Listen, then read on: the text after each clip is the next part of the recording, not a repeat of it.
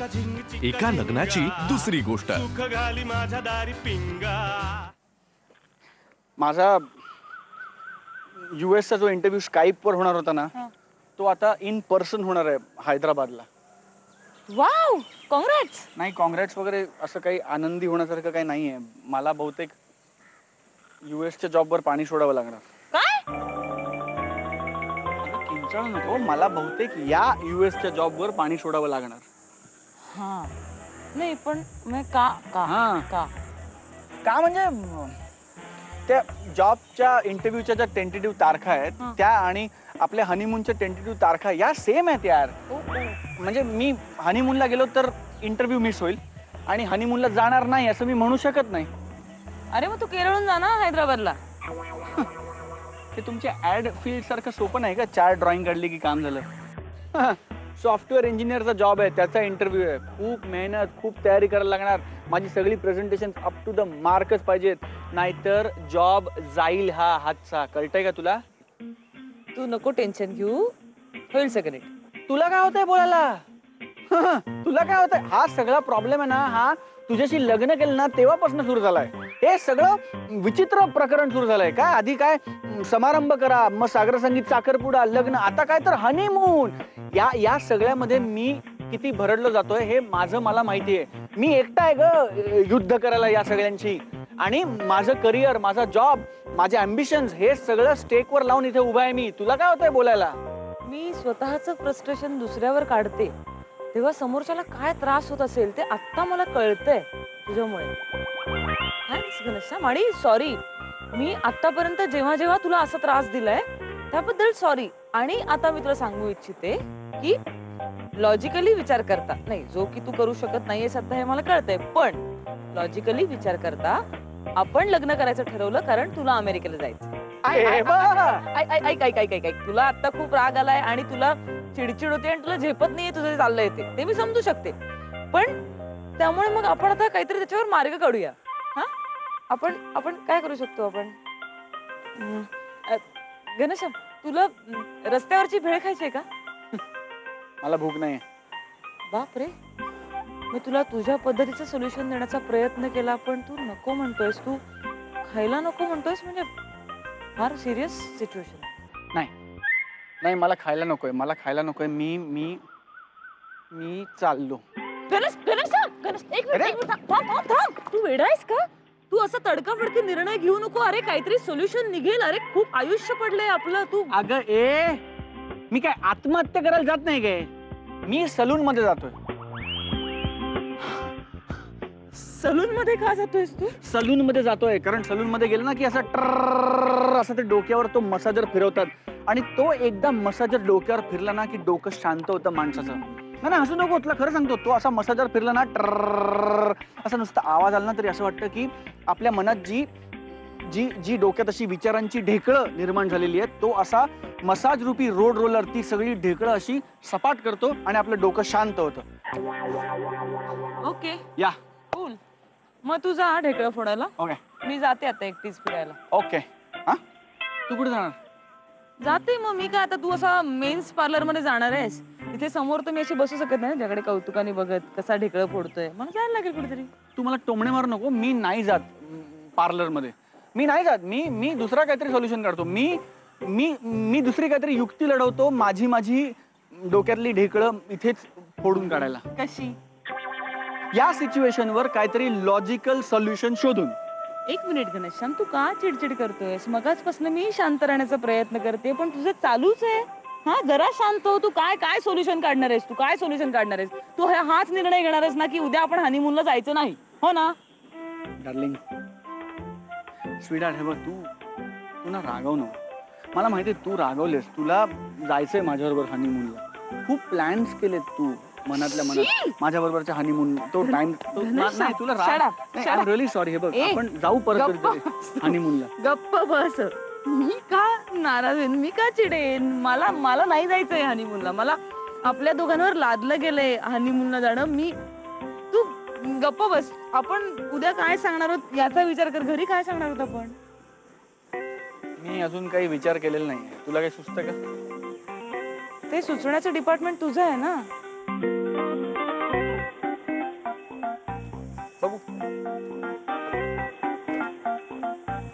घनश्याम, अरे उद्या पहाटे फ्लाईट आहे आपली, लवकर काहीतरी सुचायला हवंय.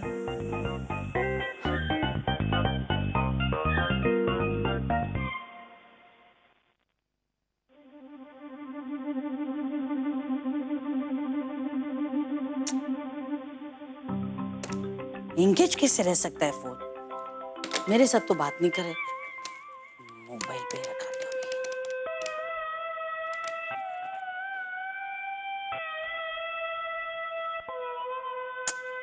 शे, फोन उचलत नाही म्हणजे काय? झोपा काढत असतात सारखे. हा गब्बू, अगं माझ्या शोना, तू कशी काय आता इथे आलीस? मला वाटलं म्हणून आले. ए, असं वाटलं म्हणून सारखं सारखं उठसूट माहेर नाही निघून यायचं. काय म्हणतील कायनकडची लोक? नाही नाही, म्हणजे ती चांगली आहे म्हणून काय त्यांचा इतका गैरफायदा नाही घ्यायचा. आणि माती मऊ सापडली म्हणून कोपरा नसतं खणायचं. गब्बू बच्चू, अब वो तेरा घर है. आत्ती, मी का नाही यायचं इथे? हे माझं घर नाहीये. हा बच्चू, हे पण तुझंच घर आहे. पण रोज रोज माहेरी येणाऱ्या मुली सासरी रमत नाहीत असं म्हणतात. असं काही नसतं ग. आणि ना पप्पांना करमत नाही माझ्याशिवाय, मग मला ते हवालदिल होतात, मला नाही बघवत. हो, पण त्याला येतं सवय करायला हवी की नाही? काय अगं, सासर हेच तुझं घर आहे ग बाळा. हे बघ, जितकं ह्या घराने तुला दिलंय ना, तितकंच तुला त्या घराला द्यायचं असतं. तेव्हाच संसार सुखाचा होतो.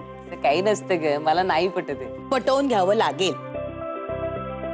पटवून घ्यावं लागेल की नाही माझ्या बच्चूला? मग हे बघ, तू जेव्हा सासरच्या ना आपलंसं करशील ना, तेव्हाच तुझ्या लेकीला माहेर मिळेल की नाही? आत्ती, मला मुलंच झाली नाहीत तर? गब्बू, तुला तर नाही नाही, म्हणजे मला समजा मुलगा झाला तर? हा, तरी तुझ्या मुलाला आजोळ हवं की नाही? हवं की नाही? मग ना, तू बहस मत कर मेरे साथ, बहस मत कर. आता मी काय सांगते ना ते नीट ऐक. गब्बू, हे असे वाद घालून तू जिंकू शकतेसच ग, पण ते वरवरच असत.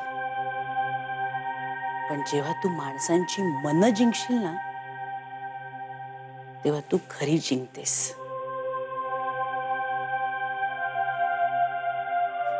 कळलं का काही?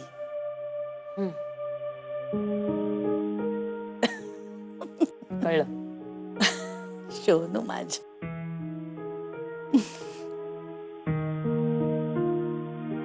का? कशासाठी? घनश्याम, तू का असं वागला? का का काय झालं मानव? म्हणजे मला तू एकदम सिरियस काय झालं? आपली चर्चा झाली होती तेव्हा तू म्हणाला होतास की मला हनीमूनला जायचं नाहीये, आणि तो निर्णय मला खूप आवडला होता. आणि मी हे काय ऐकतोय? तू जातोयस? हो हो, म्हणजे हो नाही नाही. अरे म्हणजे हनीमून हा कॉन्सेप्टच चुकीचा आहे. हा, गैर आहे, बोरिंग आहे, इरिटेटिंग आहे. करेक्ट आहे, मला मान्य आहे. मग आणि मला तुझं सगळं म्हणणं पटलं. मग पण कसं आहे मानव, राधाला कोण समजवणार यार? काय? राधाला हनीमूनला जायचंय? हो, म्हणजे तिच्या फार अशा रोमॅन्टिक कल्पना आहेत हनीमून बद्दलच्या, यु नो, फिल्मी टाइप्स. नाही, राधा अशी नाहीये. अरे, लग्नानंतर सगळ्या बायका तशा होतात. राधा सुद्धा? हो, सगळा मानव. म्हणजे मी तिला सांगायचा प्रयत्न केला की हनीमून वगैरे काही वर्क नाही होत, कॉन्सेप्ट चुकला. पण तिने ठरवलं अरे मनात, यु नो, तिला काय त्या केरळला जायचंय आणि त्या बोटीच्या डेकवर असं उभं राहायचं आणि मग असे टायटॅनिक सारखे असे हात पसरवायचे आणि मग मागणं असे हात धरून अशी ती टायटॅनिकची अशी पोज घ्यायची तिला माझ्या बरोबर. तर काय म्हणजे, आणि हे बघ, मला तुझं म्हणणं 100% पटतंय मानव. पण यार, तू मित्र असलास तरी ती बायको आहे ना, आणि तिचं मला ऐकावंच लागणार राव, काही इलाज नाही. मी तुमच्या हनीमून दौऱ्याचा निषेध करतो. बरं, तुझ्यासाठी काय आणू केरळवरनं?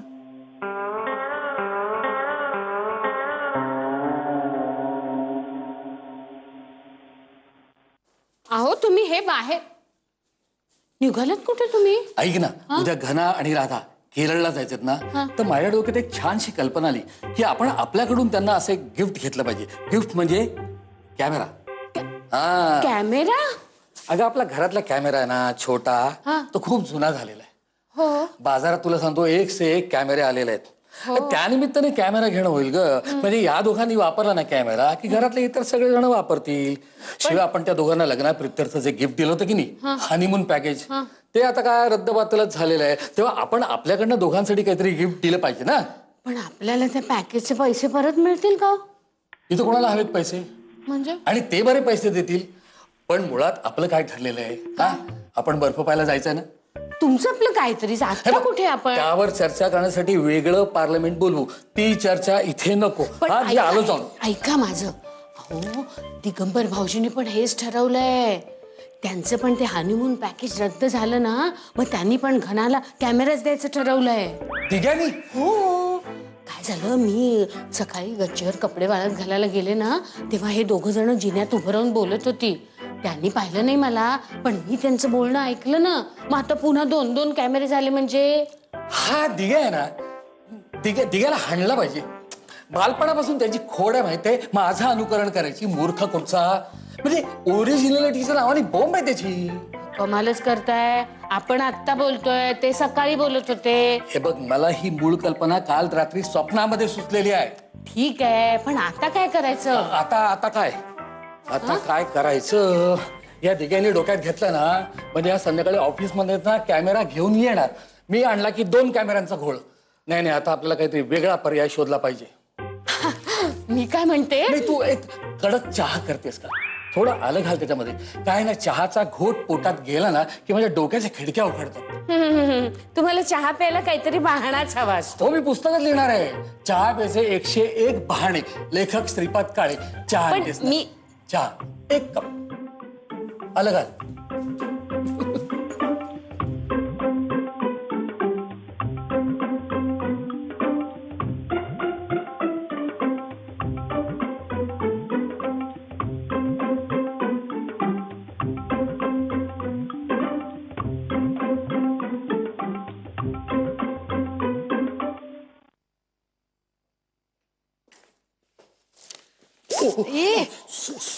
सॉरी मानव, अरे दिसत नाही का तुला? राधा, तू माझ्यावर धडकलीस. माझ्या डोळ्यात काहीतरी गेलंय म्हणून मला दिसत नाहीये. तुझा काय प्रॉब्लेम आहे? तुला दिसत नाहीये? राधा, मी पाठमोरा उभा होतो. So it's okay. हे काय राधा, तुझ्या डोळ्यातून पाणी काय येतंय? अगं, तुझ्यासारख्या सॉलिड, हुशार, सुंदर अशा मुलीच्या डोळ्यात पाणी म्हणजे. Excuse me. राधा, तुझ्या डोळ्यात मी पाणी नाही बघू शकत. वेल, मग डोळ्यात काय गेलंय ते बघ प्लीज. हं? बघ,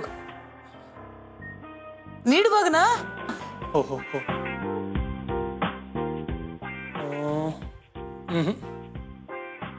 नाही नाही नाही, सुख दिसत नाहीये तुझ्या डोळ्यात.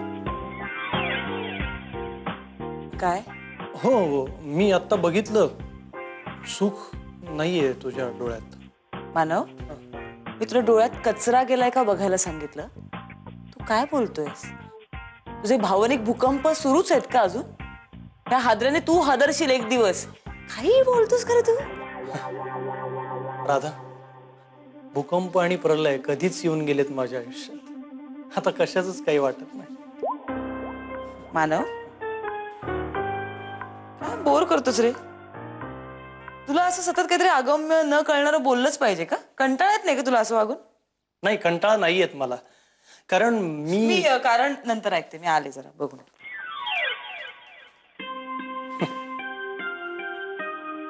आपकी आंखों में वो हंसती हुई चांदनी नहीं, आपकी बातों में उदासी भरी रहती है. कौन है इसकी वजह हम जानते हैं, लेकिन हमारी निगाहें डरी रहती हैं. सुख हा प्लॅन आहे.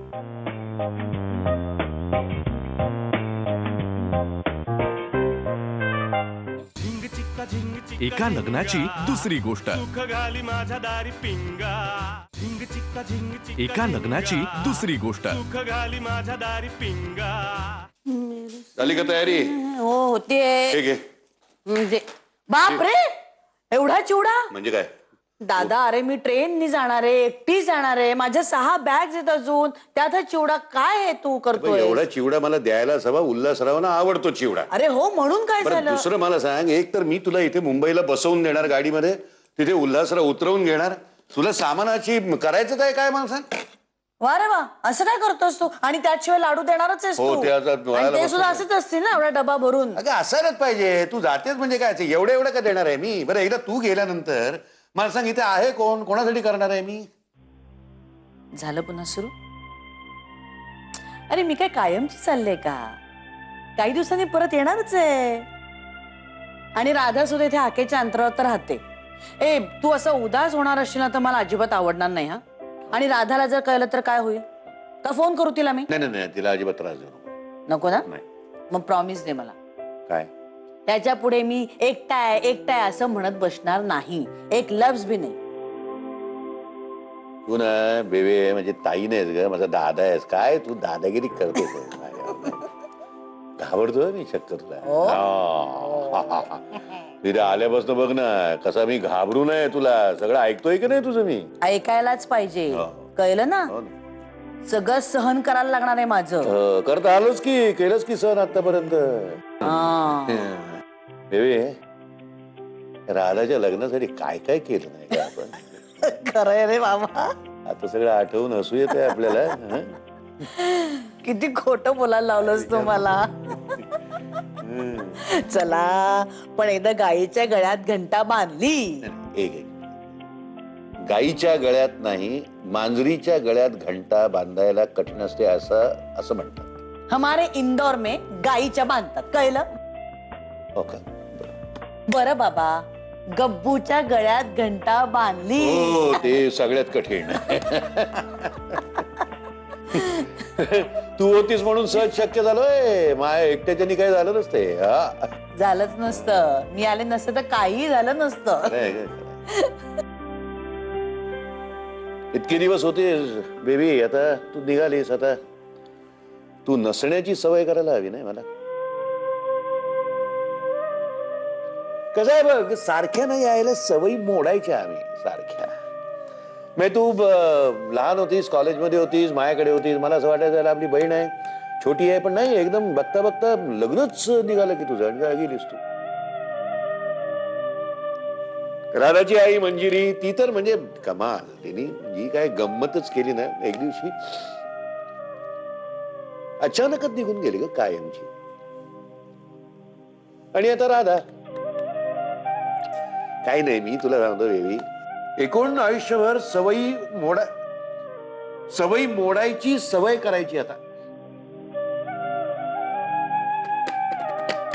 चला ते काय लाडू वाट बघतायत माझी. दादा आपण दोघं मिळून लाडू बघूया. चल ये.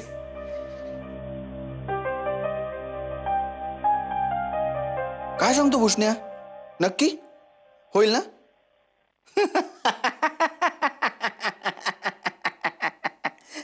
सुपर. Done done done. हा भुसण्या हम्म. झाली? चावट विनोदांची देवाणघेवाण झाली? छ्या, त्यासाठी फोन कशाला? SMS आहेत ना.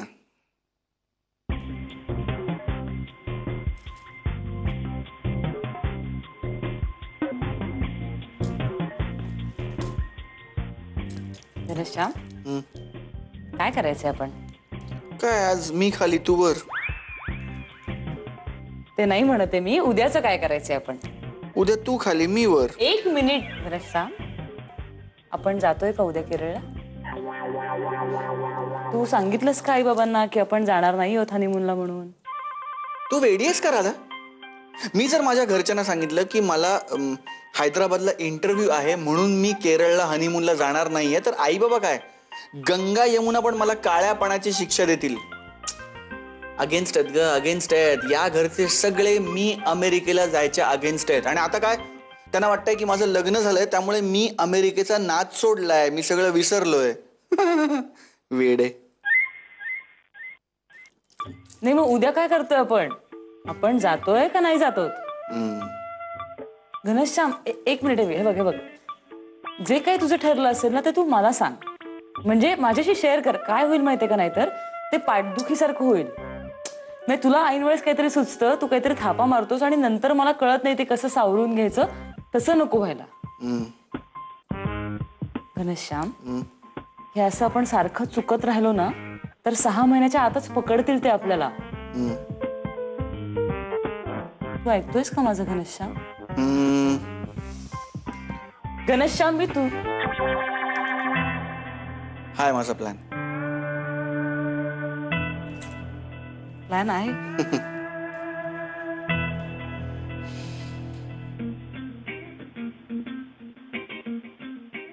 शिक्षक चिंटूला विचारतात, सगळ्यात जुना प्राणी कोणता? चिंटू म्हणतो झेब्रा, कारण तो ब्लॅक अँड व्हाईट आहे. कुणी पाठवलाय हा प्लॅन? भुसण्या. या भुसण्याच्या तर नाही नाही नाही नाही नाही, थोडं चुकलंय ते. भुसण्याला ओरडू नको. मेसेज चुकीचा दाखवला, पण भुसण्याच मदत करतोय. 1 मिनिट दे. हा वाच. नक्की? शुअर?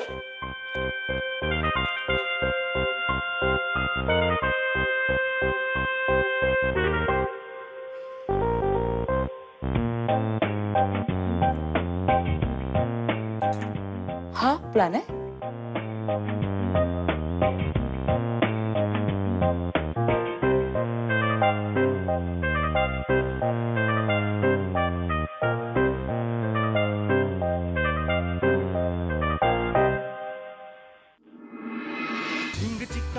एका लग्नाची दुसरी गोष्ट.